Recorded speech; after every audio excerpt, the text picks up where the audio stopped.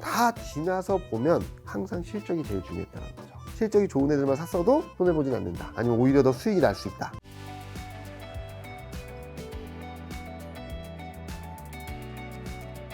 오늘 주제는 25년 연말까지 코스피 타겟 4,250, 네. 26년 어디까지 매수 기회는 올 것인가인데 차별적인 상승 이어가는 급등한 이유 뭘까요? 일단은 가장 기본이 되는 것은 네. 제가 전에도 말씀드렸던 것 같은데 폴리시 믹스라 그래서 재정 확대와 금융 완화, 그러니까 재정을 막 풀어서 경기 부양하는 것과 금리 인하 그리고 유동성 공급을 통해서 이 두 가지 정책들이 맞물리는 구간으로 들어갔다는 거죠. 특히 그동안에는 중국, 유럽, 한국처럼 미국 이외의 지역에서만 금리 인하하고 재정 확대를 했다면 9월 FOMC 이후부터는 미국도 금리 인하를 시작했죠. 네. 그리고 지난주에 또 금리 인하했고, 그래서 이 폴리시 믹스 국면이 지속되는 동안에 뭐가 좋은 거냐면 경기 회복에 대한 관심이 없어요. 지금 경기가 좋다라고 해서 올라가는 건 아니잖아요, 솔직히. 사람들 늘 댓글 달립니다. 네. 경기 안 좋은데 이렇게 증시가 오르는 게 말이 되냐고. 정책이 들어가고 돈이 풀리니까 자산 가치가 올라가는 거죠. 에셋 인플레이션. 그래서 에셋 인플레이션이 계속되고 있다. 특히 9월 달부터 시장이 움직였던 이유는 미국이 거기에 동참하다 보니까 좀 센 동력이 들어왔다는 거죠. 그럼 많이 이렇게 물어보세요. 돈이 이만큼 있는데 요만큼 돈 푼다라고 해서 뭔 그런 임팩트가 있냐? 근데 거꾸로 생각을 해보면 코로나 전에는 돈이 요만큼 있었어요. 근데 코로나 이후에는 돈이 이만큼 2배가 늘었죠. 금리를 인하면 요만했던 바퀴가 굴러가는 거랑 이만큼 커진 바퀴가 굴러가는 거랑 큰 바퀴 굴러가는 게 훨씬 더 세겠죠. 이게 전 세계적으로 벌어지는 현상이 아닌가라는 생각을 하고 있습니다. 이런 상황에서 좀 주목해서 봐야 될 것 중에 하나는 9월달 이후에 글로벌 지역, 국가 이런 수익률을 봤더니 다들 잘했어요. 근데 이머징 아시아와 이머징이 압도적으로 잘했죠. 그리고 한국이 독보적입니다. 그 다음을 보면은 그 다음이 반도체예요. 그 다음이 일본, 그 다음이 대만, 그 다음이 나스닥. 여기서 명확하게 엇갈리는 것 중에 하나는 두 가지로 볼 수 있겠죠. 반도체, AI 반도체 사이클과 정체. 그러니까 반도체, 대만, 나스닥은 그리고 한국까지 반도체 비중이 높은 나라들이고 AI, 빅테크 비중이 높은 나라들이고, 일본은 뭐냐? 정책 기대라는 거죠. 근데 이 두 가지가 맞물린 나라가 유일하게 한국입니다. 반도체 그리고 빅테크 산업들의 비중이 크고 거기다가 정책 동력이 있고, 여기에 다른 나라들은 없었던 에이펙 정상회담, 여기서 한미, 미중, 한중 정상회담이 있다 보니까 좀 시장이 차별적으로 독보적으로 상승을 했다라고 생각을 하시면 될 것 같아요. 특히 무엇보다도 그냥 막연한 기대가 있었던 것을 넘어서서 실적이 미쳤거든요. 보면은 코스피가 지난 주말 기준으로 4,100을 넘었잖아요. 근데 여기 보시는 것처럼 회색선이 12개월 선행 PER인데 이게 꺾였습니다. 기준 올랐는데 PR은 더 떨어졌다? 왜 그럴까? 요 그림 보시면 빨간색이 반도체 업종의 12개월 선행 EPS예요. 이익 전망이에요. 완전히 불을 뿜고 있죠. 이게 불을 뿜다 보니까 코스피 전체의 이익 전망 12개월 선행 EPS도 완전히 수직 상승을 하고 있습니다. 그래서 코스피 지수가 이 9월 1일 저점 이후 30.7% 급등을 했는데, 코스피 12개월 선행 EPS는 20 몇 프로가 올랐고 반도체는 68% 올랐어요. 어마어마한 상승이라고 보시면 될 것 같거든요. 그러니까 막연한 정책 기대, 유동성 공급 플러스 여기에 더해서 눈으로 볼 수 있는 실적, 반도체 실적 모멘텀이 들어오다 보니까 시장이 불을 뿜고 있다. 이게 꺾이기 전까지는 좀 계속 갈 수 있는 근데 형국이다. 이게 반도체가 좋아지고 있긴 한데 네. 이때부터 이렇게 급하게 오르는 건 뭐예요? 이때부터 급하게 오는 거는, 이때부터 이제 반도체 공급받는다. 그리고 HBM4 상용화된다. 그리고 반도체 가격이 오른다. 라고 하면서 이익 전망이 3분기, 4분기, 2026년, 27년 이익 전망을 다 끌어올린 거예요. 그러니까 12개월 선의 EPS니까 이게 쫙 치고 올라가는 그림이 나온 거죠. 그래서 반도체가 이만큼 뛰어오르니까 코스피 전체 시장도 21% 급등을 했고, 그러니까 막연하게 정책 기대라고 하면은 어디까지 갈지 잘 모르잖아요. 이 그림이 보여지니까 그냥 믿고 가는 거죠. 그래서 그 결과 외국인, 기관, 연기금 모두 다 반도체를 샀고, 반도체 순매수 비중을 보면은 82%에 달합니다. 9월 이후에 두 달 동안 외국인하고 기관이 산 업종 중에 82%가 반도체예요. 어마어마하죠. 그리고 또 하나 봐야 될 건 9월 이후 수익률이 반도체 압도적으로 1등이고요. IT 하드웨어, IT 가전, 2차 전지 뭐냐? 2차 전지에 포함되는 거거든요. 2차 전지도 지금 AI 산업이 더 성장을 할 거기 때문에 ESS 수요가 더 커진다라는 기대감이 들어왔고, 이와 더불어서 기계, 상사자본재, 조선, 기존 주도주들까지 붙어줬거든요. AI에 대한 기대 플러스 기존 주도주의 재상승, 이 두 가지가 시장을 압도적으로 이끌고 가고 있다. 정리드리면 네. 폴리시믹스 모멘텀이 기본적으로 깔려 있어서 글로벌 전반적인 상승 흐름이 나오는 가운데 한국만의 AI 반도체 모멘텀 플러스 기존 주도주에 대한 기대감, 여기에다가 정책 기대 플러스 에이펙 정상에 대한 모멘텀, 이런 것들이 다 한꺼번에 들어오면서 시장은 뭐 쉬지 않고 올라가고 있다라고 볼 수 있겠죠. 그거를 어쨌든 반도체 2차 전지가 코스피 70% 이상을 네. 이끌어서 어떻게 보면 차별적인 섹터들이 굉장히 많긴 하겠네요. 네, 보시면은 코스피를 아웃퍼포한 거는 반도체, IT 하드웨어, 기계, IT 가전, 2차 전지, 화학까지밖에 없어요. 21개 업종은 코스피보다 못했어요. 너무 쏠려 있다라는 거죠.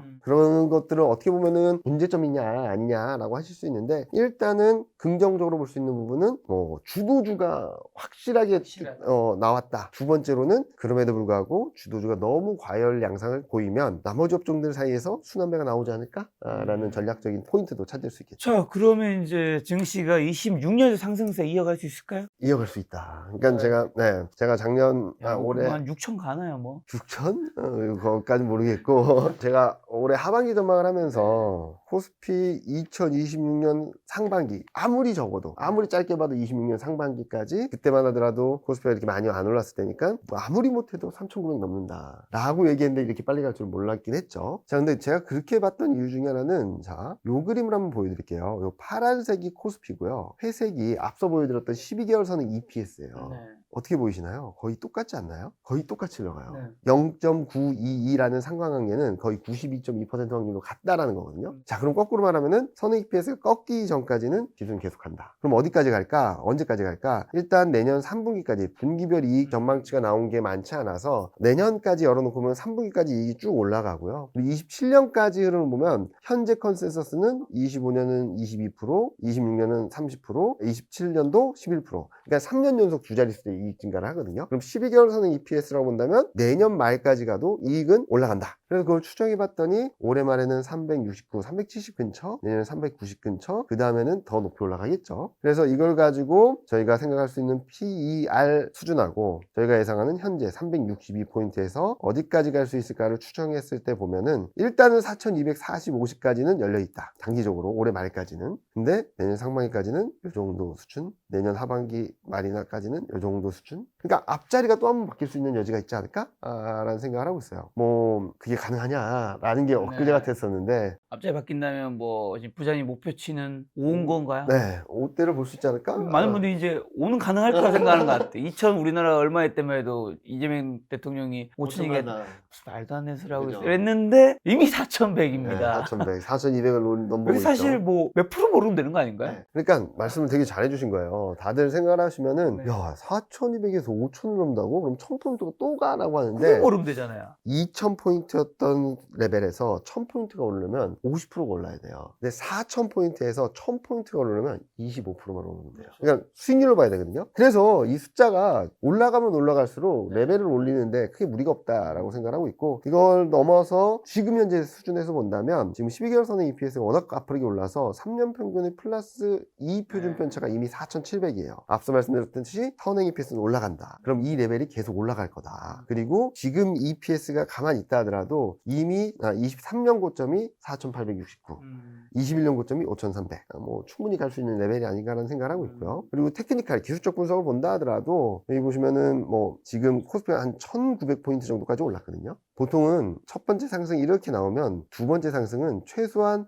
이 첫 번째 상승이랑 같거나 1.618배예요. 그러면 같다라고 가정했을 때는 5,200이 나오고 1.618배라고 하면은 말씀하셨던 앞자리가 또 바뀔 수도 있어요. 근데 이게 언제 갈지는 좀 봐야 되긴 하겠지만, 여튼 저는 내년까지는 앞자리가 또 한 번 바뀔 수 있다라고는 생각을 하고 있습니다. 이게 올해 상반기 하반기가 정말 그렇게 많이 바뀌었나요? 올해 상반기에 하반기 크게 바뀐 거는 정부가 바뀐 거잖아요. 정부가 바뀌었고, 그리고 반도체에 대한 시각이 완전히 달라졌죠. 반도체에 대한 시각이 완전히 달라졌어요. 그 전까지만 해도 그래 닉슨은 괜찮아, 네. 에이 전자 뭐야 이랬잖아요. 제가 올해 1, 2월 달만 하더라도 반도체 추천하고 전자 사시죠 라고 하면은 저놈은 전자를 왜 사라 그러는 거야. 닉스를 사야지. 망하는 기업 아니야. 네. 근데 더블 났습니다. 더블 이상 가고 있죠. 하이닉스는 또 더블 따따블라블 났고. 그래서 저희가 생각하기에는 반도체에 대한 시각이 완전히 바뀌었어요. 또 하나는 그동안에는 AI 버블에 대한 논란이 계속적으로 반복되긴 했었는데 이번에도 뭐 과열 양상 그런 건 있겠죠. 근데 주목해서 봐야 될 것은 AI 투자나 성장에 대한 의심은 크게 낮아졌고 또 하나 기대하는 건 확산이에요.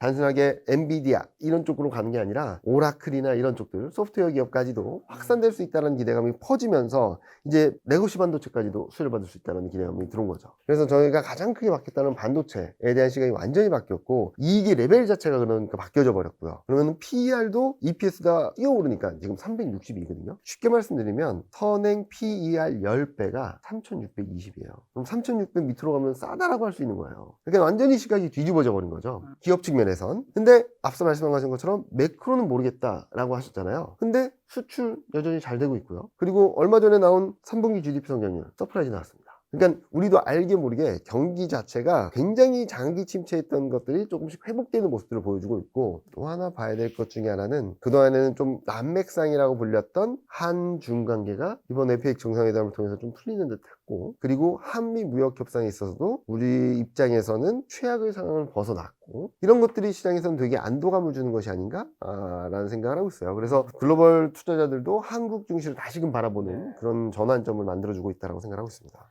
저 상승 추세 이어간데도 쉬지 않고 상승할 수는 없을 텐데 현재 코스피 위치에 대한 좀 더 정확한 판단해 주신다면요. 아까 말씀드렸듯이 큰 흐름들은 계속 유지될 거예요. 그러니까 미국이 금리 인하 사이클을 멈춘다라고 하기 전까지는 계속 될 텐데 단기적으로는 조금 부담스러운 게 일단은 요 지표가 뭐냐면 매크로 리스크 인덱스라 그래서 이게 올라가면 리스크 오프, 내려가면 리스크 온이에요. 근데 0.8 이상 올라가면 리스크 오프의 정점. 조만간 리스크 온 되겠구나. 0.2 밑으로 내려가면 리스크 온 정점. 좀 있으면 리스크 오프, 위험 회피 심리가 커지겠구나. 이게 0.2 밑으로 내려왔어요. 그리고 빅스도 바닥 찍고 튀었다가 다시 튀려는 모습을 보여주고 있고 이런 상황에서 코스피는 4200선대 전후에서는 조금은 부담스러운 수준이 아닐까. 그러니까 선행 EPS, 선행 PER은 전혀 문제가 없어요. 근데 이거를 후행적으로 따라오는 PBR이 지금 3600, 3700대가 3년 평균에 3표준 편차거든요. 그걸 뛰어넘어 버렸어요. 왜냐면 이게 코로나 때도 고점을 형성했던 수준인데 그걸 뛰어넘어 버렸고 그리고 보통 21년 PBR 측면에서 21년 고점을 넘어서 버렸거든요. 그래서 단기적으로는 밸류에이션 번곡점에 위치하지 않았을까? 여기까지도 갈 수 있긴 하겠지만 그러니까 2011년 고점까지도 갈 수 있긴 하겠지만 지금은 조금 부담스러워졌다. 그리고 이게 뭐냐면 121을 보통 경기선이라고 하고 201선을 추세선이라고 하는데 그 이동평균선과의 괴리율이 21년 고점을 넘어섰어요. 그러니까 아까 말씀드렸던 PER 측면에서는 전혀 문제가 없는데 PBR 그리고 주요 이동평균선 중장기 추세를 가늠할 수 있는 이동평균선과 코스피 간의 이격도 거리감이 너무 멀어져 있다 라고 볼 수 있어서 지금 큰 흐름에서의 추세적인 흐름은 유효하지만 지금 단기적으로는 밸류에이션이나 과열에 대한 부담을 좀 시달릴 수 있겠다라고 생각합니다. 그럼 조정이나 쉬어간다면 어느 정도까지 볼 수 있을까요? 일단 아까 잠깐 말씀드렸던 대로 PER로 보면은 3600이 깨지면 싸다라고 할 수 있는 구간으로 들어가요. 어마어마하죠. 3600이 깨져도 싸다. 네. 근데 지금 요게 보면은 2010년 이후 선행 ROE와 PBR 매트릭스인데 이것도 역사적으로 제일 이 회기선에서 멀어져 있긴 하거든요. 이게 정상화되는 레벨을 보면은 3300에서 3400 그 정도. 그리고 이 PER, PBR 좀 중요 레벨을 보게 된다면 1차적으로는 3700 정도가 될 수 있을 것 같아요. 여기 보시면은 28년 추정치라면 3700 그리고 PER, PBR도 21년 6월 그러니까 코로나 쇼크 이후 정상화되기 시작했을 때의 평균 수준의 PER은 평균, PBR은 평균에서 2표준 편차 수준 그리고 4200까지 간다고 가정했을 때 되돌림이 나왔을 때 1차적인 지지선이 27.2% 되돌림이 3600 후반 38.2% 되돌림이 3400선대 절반 되돌렸을 때가 한 3200선대라서 그러니까 1차 지지선은 3700선 전후 2차 지지선은 3500선 전후 정도는 열어놓고 봐야 되지 않을까 라고 생각을 하는데 좀 봐야 되겠죠 지금 근데 그때도 그렇죠 여기 보시면은 4월 5월 6월까지 급등을 하고 7, 8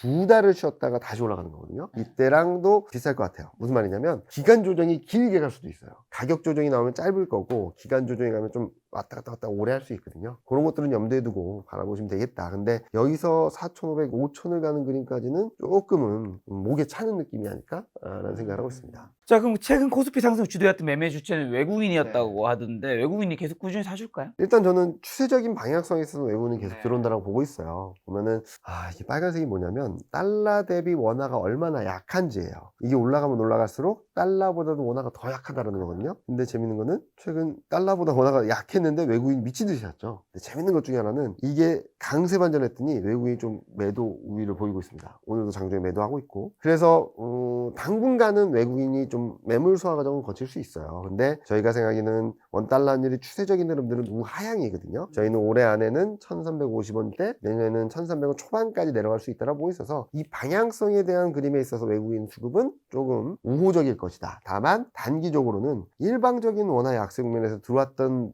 수급이 조금은 소화되는 과정은 필요하다라고 보고 있습니다. 최근 아까 잠깐 말씀해 주신 것 중에 하나가 좀 외국인들이 많이 샀다라고 했는데 많이 산 거 맞아요. 근데 보시면 달러 대비 원화 약세 강도가 강세 반전을 하니까 외국인은 점점 덜 사요. 그리고 지난주에는 매도였고, 그리고 왜 그랬을까 보면은 아마도 가격적인 부담이 좀 커진 것 같아요. 코스피가 3,800을 넘어서면서부터 외국인은 좀 매도 우위예요. 10월 13일 이후 7조 원은 매도했습니다, 외국인이. 그리고 더 중요한 것 중에 하나, 외국인은 10월 달 들어서 선물 시장에서 5조 9천억을 팔았어요.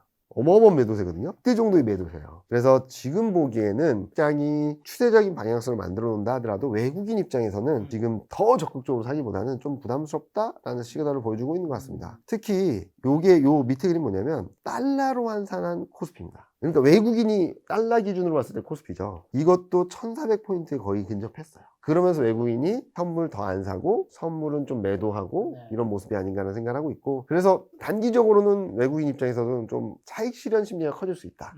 내가 보니까 코스피는 아무리 4천을 넘었다 하더라도 달러 기준으로 봤을 때 얘는 이제 막 역사적 고점에 다 왔어요.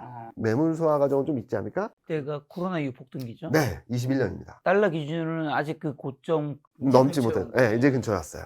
그래서 외국인이 적극적으로 사다가 여기가 가까워지니까 여기 보시는 것처럼 보유 비중도 많이 안 늘리고 선물 시장에서 5조를 팔아버리고 있다는 것이죠. 그래서 큰 그림상으로는 외국인 수급은 좋아질 수밖에 없다. 원달러 환율이 이렇게 우하향하는 그림에서는 외국인 순매수가 기조적으로 들어올 수밖에 없고, 또 하나는 앞서 맨 처음 보여드렸던 이익 증가가 나타나게 됐을 땐 외국인 수급이 우호적인데, 단기적으로는 원화가 약할 때 들어왔던 수급이 원화가 강세로 가면 돈이 더 많이 더 번 거잖아요. 그럼 좀 차익 실현 심리가 커질 수 있고, 그리고 외국인이 보는 입장에서 코스피가 역사적 고점에 근접했다는 것도 잠시 쉬어갈 수 있는 그런 근접점에 와 있다라고 생각할 수 있겠죠. 만약 그럼 코스피가 신다면 매수 기회가 되는 걸까요? 앞서 말씀드렸던 거 쭉 보시면 당연한 얘기죠. 당연한 얘기인데, 일단은 여기 그림 보시는 것처럼 등락이 있다 하더라도, 아무리 많이 빠진다 하더라도 저희는 내년까지는 5천선 그 정도까지는 열려 있다라고 생각하고 있습니다. 아까 말씀드렸던 EPS 흐름들, 이익 흐름들은 계속적으로 우상향이고요. 또 하나 볼 수 있는 것 중에 하나는 미국이 금리 인하 사이클을 멈춘다고 하기 전까지는 계속 올라가요. 폴리시 믹스 모멘텀이라는 게 계속적으로 유지되는 상황이고, 또 일각에서는 그런 얘기를 하세요.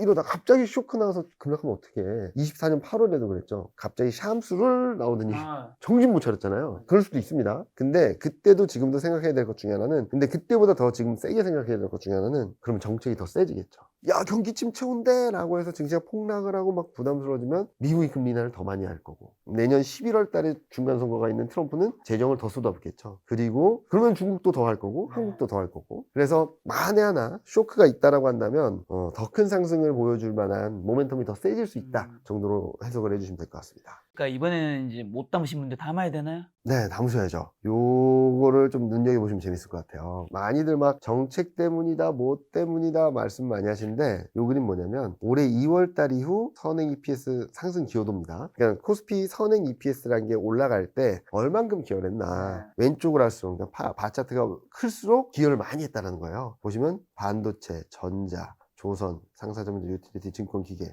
자, 이익 기여도가 높은 애들이 위에 있어요. 그리고 또 얘는 9월 이후는 워낙 전자가 압도적이었기 때문에 그렇긴 한데, 방향성 한번 보시죠. 이익 기여도가 높은 애들 위주로 낮으면 낮을수록 주가는 떨어졌어요. 그래서 지금 많은 분들이 정책 때문이다, 뭐 때문이다 여러 얘기를 하지만 다 지나서 보면 항상 실적이 제일 중요했다는 거죠. 실적이 좋은 애들만 샀어도 손해보진 않는다. 아니면 오히려 더 수익이 날 수 있다. 그래서 내년 이익을 보니까 요 회색선이 25년 이익 기여도, 25년에 코스피 이익이 이만큼 늘어날 때 몇 프로 차지하는지, 26년 이익 기여도 빨간색인데 요 회색보다 빨간색이 올라가는 게 좋아요. 그래서 보면은 반도체, 에너지, IT 가전, 은행, 철강, 보험, 필수소비재 이런 애들이 영업이익 기준으로는 26년이 더 기여도가 높고, 순이익 기준으로도 반도체, IT 가전 쭉 가면 상사자 문제 뭐 이런 애들이 좋죠. 그래서 이 영업이익과 순이익 모두 다 기여도가 높은 애들을 봤더니 반도체, IT 가전, IT 하드웨어, 철강, 자동차, 보험은행, 필수소비재.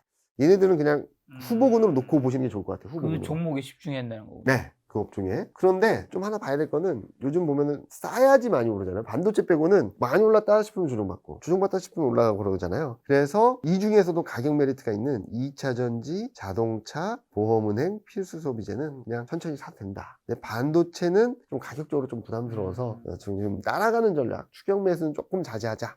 정도로 평가를 할 수 있을 것 같아요. 다시 말씀드리면 여기 보시는 반도체, IT 가전, IT 하드, 철강 얘는 2차전지예요. 얘 셋은. 거기다 자동차, 보험은행, 필수소비재는 그냥 후보군으로 놓고 밀리면 산다. 라는 생각으로 접근을 하셔도 크게 무리가 없다고 이 생각하고 중에서도 있습니다. 반도체 특히 많이 올랐는데 그러면 이 삼성전자와 하이닉스 중에서는 많은 분들이 고민이죠. 제가 항상 말씀드리는 5대5 사자라는 거 있잖아요. 매번 나와서 5대5 사자. 네. 그래서 이거죠. 5대5 사서 만약에 한 달이 지났는데 7대3이 됐어요. 많이 올라서. 그러면은 다시 5대5를 맞추고 7대3이 됐으면 5대5 맞추고 앞서거니 뒤서거니 할 거거든요. 네. 그러니까 뭐 하나에 집중한다기보다는 포트폴리오 차원에서 5대5 비중을 맞춰놓고 계속 그 비중을 유지한다면 눌려있던 애가 더 세게 올라오고 더 셌던 애들이 눌려있고 리밸런싱 하면 또 엇갈리고 하면서 수익률이 계속적으로 누적되는 그림들을 보여주지 않을까라는 생각을 하고 있습니다. 저 이제 긴 호흡부터 그럼 짧은 호흡으로 갔을 때 2달 남았습니다. 한국 증시, 코스피 뭘 조심해야 될까요? 지금 적극적으로 좀 사도 되는 구간일까요? 지금은 4200 또는 오버슈팅 나오면 여기가 4200 정도거든요. 오버슈팅 나오면 더 뚫어낼 수는 있어요. 근데 여기서 4500, 4600 가기는 좀 어렵다. 뭐 엘리어트 파동이란 걸 공부하신 분은 아시겠지만 지금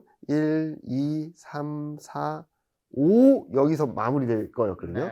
그래서 저도 그렇고 많은 투자자분들이 3500, 600이면 이제 다 왔다 라고 했는데 5가 끝나야 되는데 여기서 다시 1, 2, 3, 4 또 1, 2, 3, 4 계속 연장이 되고 있어요. 보통 이걸 엘리어트 파동의 연장이라고 하는데 많이 오긴 왔습니다. 그래서 11월, 12월 달에는 여기서 치고 올라가는 그림보다는 조금 열기를 식히고 좀 매물을 소화하는 과정이 나타나지 않을까라는 생각을 하고 있거든요. 그래서 지금 4100 넘고 4200에 근접한 상황에서는 제가 보기에는 여기서 추격 매수보다는 사고 싶으신 것들이 있었면은 조금 좀 기다리셨다가 사는 게 맞지 않을까라는 생각을 하고 있고, 만약에 근데 내가 주식이 0%야 라고 하시는 분들은 그냥 지금부터 조금씩 사셔도 돼요. 지금 가격대에서 한 5% 아니면 3% 좀 밀리면 한 더 사고 좀 더 밀리면 더 많이 사고 이런 식으로 접근하셔도 되는데, 지금 주식 비중이 어느 정도 있으신 분들은 조금 좀 너무 서두르지 말자. 두 번째는 주식 비중이 너무 많으신 분, 뭐 최근 많이 올라서 막 90%가 넘었어 막 이런 분들, 현금 비중 없어 라고 하시는 분들은 조금씩 현금 비중을 늘려보자 라는 말씀을 드리고 싶습니다. 자, 그리고 또 가격 밸류에이션 부담이 있다는 얘기는 해주셨는데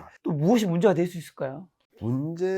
문제라기보다는 일단 제가 전제 조건을 말씀드린 건 폴리시 믹스 모멘텀은 짧아도 내년 상반기까지 안 깨진다는 거예요. 네. 그럼 추세적인 상승이 계속된다는 거고, 제가 지금 조금 걱정하는 것 중에 하나는 요 그림이거든요. 그동안 글로벌리 흐름을 봤을 때 고용은 괜찮대요.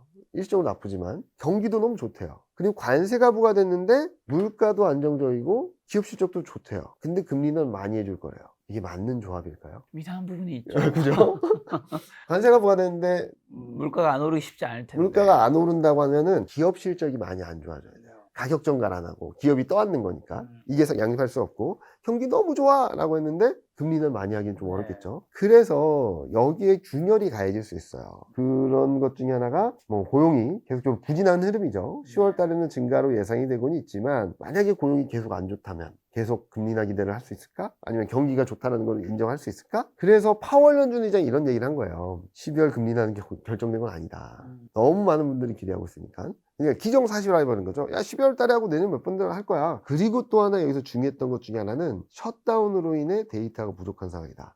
그동안에는 셧다운 됐기 때문에 금리는 그냥 갈 거야 라고 했는데, 파월 연준 의장은 뭐라고 했냐면 셧다운 됐기 때문에 통화정책 결정에 있어서 더 신중해야 된다는 얘기를 했거든요. 그래서 조금은 균열이 가해지고 있다. 일단은 트럼프에 의해서 셧다운이 장기화되고 있고, 그거는 고용이라든지 경기를 좀 흔들 수 있는 거고, 두 번째는 파월 연준 의장에 의해서 금리 인하 기대가 좀 흔들리기 시작했다라고 보는 거죠. 그래서 실제로 보면은 지난주에 10월 FOMC 이후에 12월 때는 금리 인하 할 거야 라고 했던 게 거의 100%를 가까웠어요. 60%로 떨어졌고, 그리고 금리 동결할 거야 라고 한 확률이 37%로 탁 튀어올랐죠. 그런 그림들이 나오고 있어서 제가 보기에는 이런 데에서 좀 균열이 가해지고 있다. 그러면은 그동안 굳건했던 믿음이 흔들리면 좀 시장에서는 흔들림이 있지 않을까, 쉬어갈 수 있는 트리거 포인트가 되지 않을까 라는 예상을 하고 있습니다.